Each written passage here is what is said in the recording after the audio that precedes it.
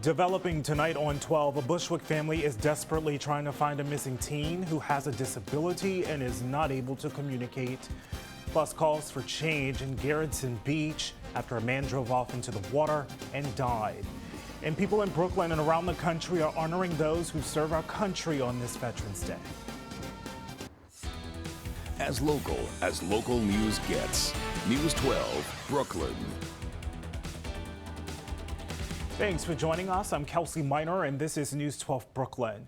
A Bushwick family is desperately searching for their missing teenage boy who has Down syndrome. They say he walked out of their home early this morning and hasn't been seen since. News 12 Brooklyn's Kenna Vernon is standing by with the details. Kenna? Sad story there, Kenna. Thank you. Now to another developing story in our borough.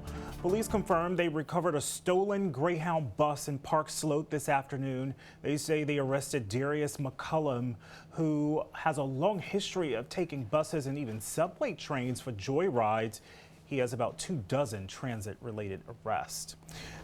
Turning now to our weather on the twos with News 12 anchor Daryl Green. And Daryl, rough start to the morning in some places, but some rainy weather out there. Yeah, this morning beneficial rains. Out. Yeah. Police are investigating a stabbing tonight in Bed-Stuy. First responders say they arrived to the scene on Halsey Street around 3 this afternoon. They rushed one person to Kings County Hospital. No word on their condition.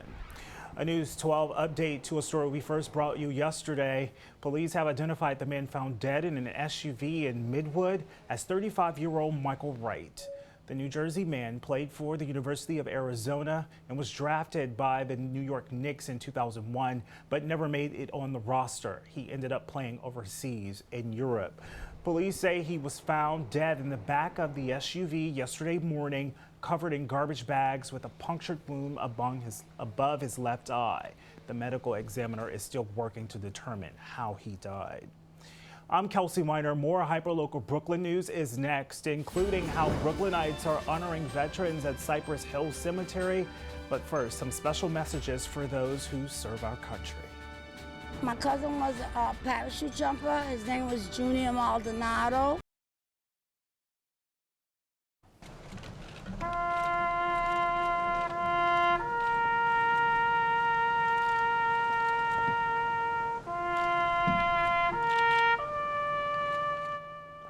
President Obama marked Veterans Day by laying a wreath at the Tomb of the Unknowns at Arlington National Cemetery.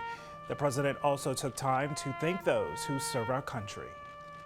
What has always made America great, what has always made us exceptional, are the patriots who, generation after generation, dedicate themselves to building a nation that is stronger, freer, a little more perfect. On this day and every day, we thank you. It's a day to remember that freedom isn't free. Brooklyn is honoring its military heroes on this Veterans Day. News 12 Brooklyn's Nicole Ryan has the story from Cypress Hill Cemetery. Okay, this brings us to our question of the day. What does Veterans Day mean to you? Honoring heroes, shopping deals, or a day off from school? You can weigh in at news12.com or channel 612 on Optimum TV. You can also post your comments about Veterans Day on our Facebook page. Just search for News 12 Brooklyn. Pope Francis will visit Mexico City early next year. His trip will also include stops in 3 Mexican states. He's expected to touch on issues he's emphasized in the past, like poverty, migration, and support of indigenous communities. The Vatican says it will release specifics on the itinerary next month. And now again for weather on the twos with weather anchor Daryl Green, and I'm gonna say yo to you. That rain was nice. Yeah, we had some beneficial rainfall earlier in this day. Now we are learning more about the man whose body and car was pulled from the water at Garrettson Beach. We stopped by the Sheepheads Bay address where police told us 31-year-old James Miro lived. But his neighbors tell us he moved out about a year ago, telling us he worked at a barber shop. Some knew him only in passing, but others told us there were a lot of problems while he was there. And now neighbors in Garrettson Beach are demanding the city make their roads much safer after his death. News 12 Brooklyn, Shayna Estulin is there with this part of the story. Shayna. Jana, thank you so much for that. What started as a summer project has turned into a mission for two Arizona siblings who want to show every police officer just how much they're appreciated. And it has spread to our borough. News 12 Brooklyn's Crystal Walker has this heartwarming story from the 77th Precinct in Crown Heights. Crystal, thank you for that. And it's on. Brooklyn and Chicago students are facing off in a computer coding challenge. Borough President Eric Adams is challenging the Windy City to see who can have a higher percentage of schools participating in the Hour of Code. The Global Computer Science Campaign encourages students to complete at least 1 hour's worth of computer science activity. We're all coming together really to give the energy of how do we introduce coding into the lives of our young people. Coding and technology are near and dear to me as a computer science graduate, and I've always attempted to get my kids involved in coding and technology and all of the wonderful things that could be open to them if they take this path. To find out more about the Hour of Code and how to participate, we posted a link at our website, news12.com.